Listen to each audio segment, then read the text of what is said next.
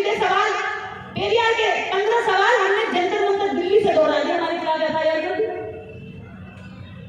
जबकि मैंने बोला था कि पेरियार के 15 सवाल सीधे भगवान से है, क्योंकि भगवान ने मेरे दादा को ठगा, मेरे बाप को ठगा, मेरे परदादा को ठगा, अक्कड़ दादा लक्कड़ दादा पीछे की कई पीढ़ियों को ठगा है। और आज मैं पढ़ लिख करके ये सवाल करती हूँ कि उसने किस आधार पर ठगा है और उस ठगी का हिसाब मांगना चाहती हूँ। और 15 सवाल जब दोहराए गए तो वहां सारा प्रशासन के कान खड़े हो गए, लेके सारी फोर्स आगे इकट्ठे हो गए, बोले कैसे दोहरा सकती है।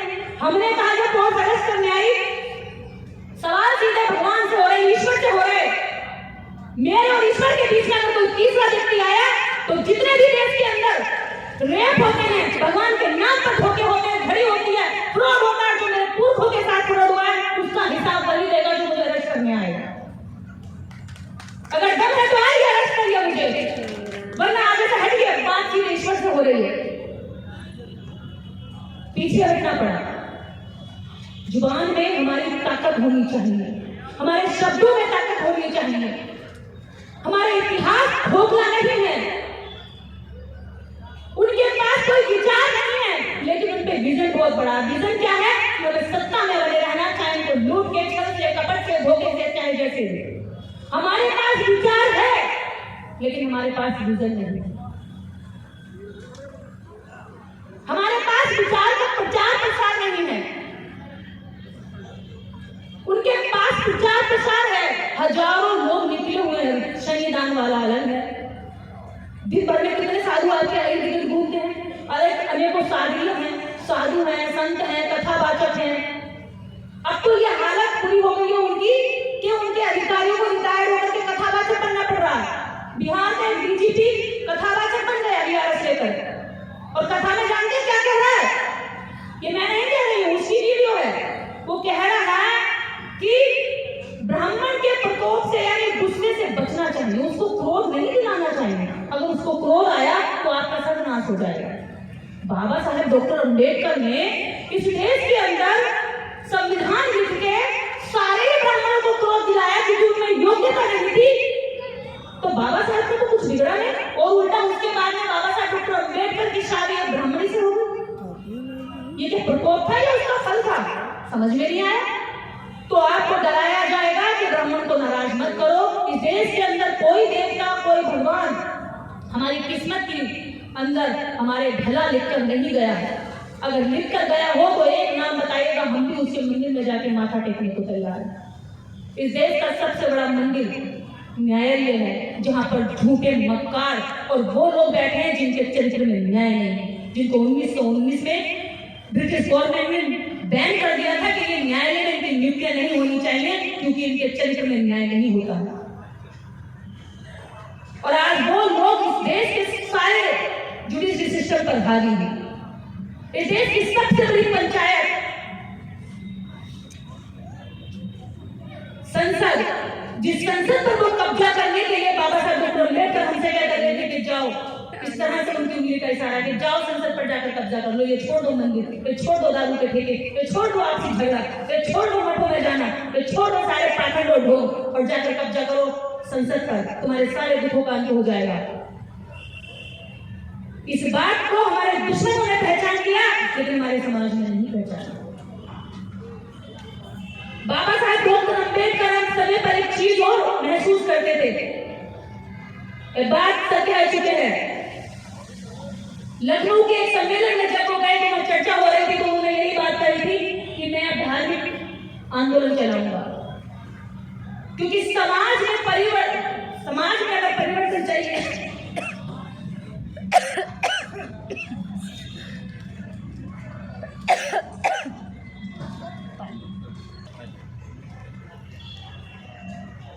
बहुत जोर देकर लास्ट में अपनी बात कहकर गए। और इस बात का सबसे बड़ा सबूत है कि उन्होंने बुद्ध और धर्म लिखा, धर्म की किताब लिखी, जीवन जीने की पद्धति लिखी, क्या कैसे जीवन जीना चाहिए। बाबा साहब डॉक्टर अम्बेडकर कहते थे कि समाज में बिना परिवर्तन लाए इन्हें सम्मान नहीं मिलेगा, और परिवर्तन जब तक नहीं आएगा तब तक इन्हें गुलामी का एहसास नहीं कराया जाएगा। और बाबा साहब डॉक्टर अम्बेडकर जब ये देखते हैं, डीप एनालिसिस करते हैं, तो उन्हें ये लगता है कि ये समाज जो सारा गुलाम हुआ है वो धर्म की वजह से हुआ है। क्योंकि एक व्यक्ति सामाजिक बात भी भूल सकता है, राजनीतिक बात भी भूल सकता है, लेकिन धार्मिक बात नहीं काट सकता। और धर्म की बात तो राजा भी नहीं काटता। राजा भले बनते रहे अलग अलग राज्यों में, लेकिन चलते अपने धर्म गुरुओं के ही हिसाब से। क्योंकि जब लोगों को दास बनाया गया, गुलाम बनाया गया, तो अकेला धर्म इन पर शासन नहीं कर सकता था, ना ही राजा कर सकता था। तो राजा और धार्मिक लोगों ने मिलकर ही सब, आप चाहे विश्व का इतिहास उठाकर देख लीजिए, राजाओं ने और धर्मों ने, धर्म गुरुओं ने मिलकर आम जनता को कब्जे में किया, वरना ये जनता काबू में नहीं आती। जैसे आदेश करता था धर्मगुरु और पालन करता था राजा।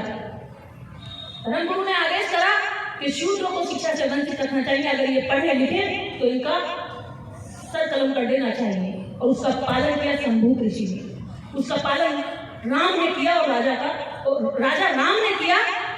धर्मगुरु ने कहा कि शूद्र शिक्षा नहीं ले सकता, अगर तुम्हारे राज्य में या किसी के भी राज्य में शूद्र शिक्षा लेगा तो वो राज्य का सत्यानाश हो जाएगा।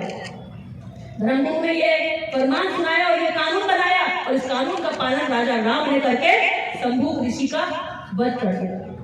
तो आप सोचिए, जिस धर्म की बात को राजा तक फॉलो करता है बिना सोचे समझे, तो जनता की क्या हिम्मत कि वो उसका विद्रोह कर दे। और इस बात को बाबा साहब डॉक्टर अम्बेडकर बहुत बारीकी से समझते हुए इस बात को लास्ट में कहते हैं कि मैं धार्मिक आंदोलन चलाऊंगा।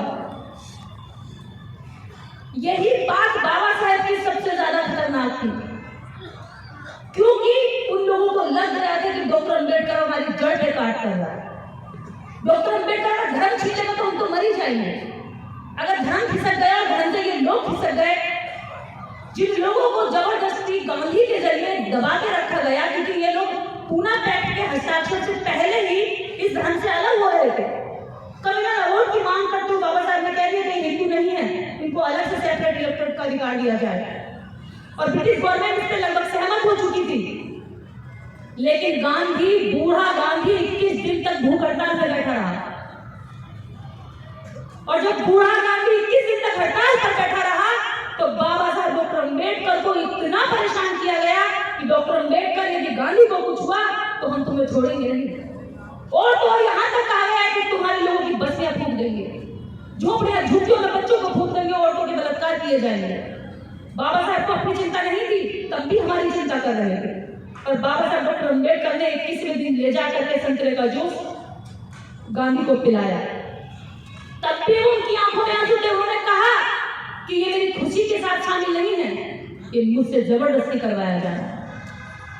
बाबा साहब समझ गए थे कि राजनीति को भी कैप्चर कर सकते हैं, क्योंकि जब उन्होंने कहा कि अब राजा गांधी की कोख से नहीं वोट से पैदा होगा, तो गांधी, नेहरू, पटेल का कहना था कि तुम इनको वोट का अधिकार जरूर दिलवा दें अम्बेडकर, लेकिन हमारे पास पैसा है और तुम्हारे लोग गरीब हैं, हम इनको पैसा देंगे, इसे वोट दे देंगे।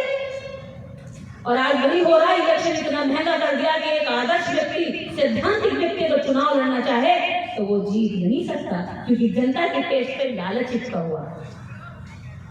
समझे आप? एक सामाजिक कार्यकर्ता चुनाव उतरेगा तो जमानत जब्त करा देंगे, लेकिन 3-4 गनर लेकर के, 15-20 गाड़ियां लेकर के, भ्रष्टाचारी, लुटेरा, रेपिस्ट, घटिया तरीके से गिरा हुआ आदमी अगर चुनाव लड़ने निकलेगा तो लोग कहेंगे बड़ा आदमी है, बड़ा आदमी है, इसको ही वोट देना है, क्योंकि वो रात को और ज्यादा दारू पिला देगा। उन्होंने वही किया जो डॉक्टर अम्बेडकर से कहा था कि भले तुमने वोट का अधिकार जरूर दिला दिया, लेकिन हम इन्हें वोट डालने नहीं देंगे। पहले तो लठैत हुआ करते थे, रोक लेते थे, ना कहाँ जा रहा, पर्ची होने दे दे, हम डाल देंगे। पूरे गांव की पर्ची, पूरी बस्तियों की पर्ची ले लिया करते थे, पर्चियां नहीं बनने देते थे। और जब वो ये जानने लगे, माननीय कांशीराम साहब ने ये बता दिया कि वोट तुम्हारा बेटी के समान है, इसकी बेटी की तरह सुरक्षा करो, और इस वोट को ऐसे ही किसी जिम्मेदार व्यक्ति को दो जैसे बेटी को देते हो शादी के दौरान पर। तो लोगों ने वोट की वैल्यू समझ ली और अपनी सरकार बनाने लगे, तो उन्हें लगा कि ये अब काबू से बाहर हो जाएंगे। तब उन्होंने चुनाव को इतना महंगा और इतना पैसे वाला कर दिया, इतना बिकाऊ कर दिया कि जनता के टेस्ट को इतना लालची बना दो कि जनता सही और गलत को पहचान नहीं पाए। आज वही हो रहा है। हम सामाजिक लोग 5 साल खूब सिखाते हैं, लेकिन एक नेता एक रात पहले आकर के सबका माहौल बदल जाता है। हम 5 साल सिखाते हैं भैया वोट नहीं बेचना है, भाई वोट की वैल्यू समझो, वोट ये है, वोट वो है, वोट ऐसा है, वोट से आपके बच्चों का भविष्य बनेगा, वोट से आपके जीवन सुधरेगा, वोट से आपके सारे राइट्स मिलेंगे, आपको अच्छा लीडर मिलेगा इस वोट से। वो कहता है सही है, ठीक कह रहे हो। 5 साल तक वो ऐसे गलत जाता रहता हमारे कहने से। और जैसे भी चुनाव आता है, एक रात पहले छलिया आता है, जादू दिखाता है, छड़ी घुमाता है, झोली में भरता वो लेकर चला जाता है। हम देखते रह जाते हैं। क्यों? क्योंकि उनके पैसे में वो दम आ रहा है जो हमारे विचारों की ताकत को कमजोर कर रहा है।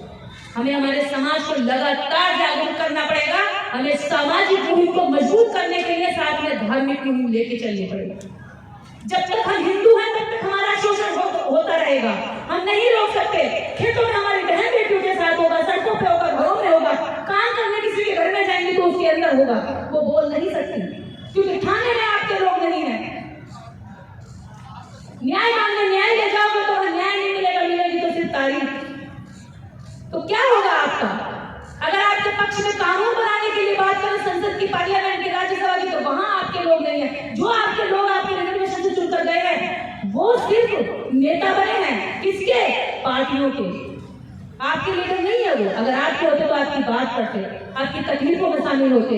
अगर वो आपके होते तो ऐसे सोशल मूवमेंट आज हम जैसे सड़क पे चलने वाले आप लोगों को नहीं चलाने पड़ते, वो लोग चला रहे होते अपने लोगों को जागरूक करने के लिए।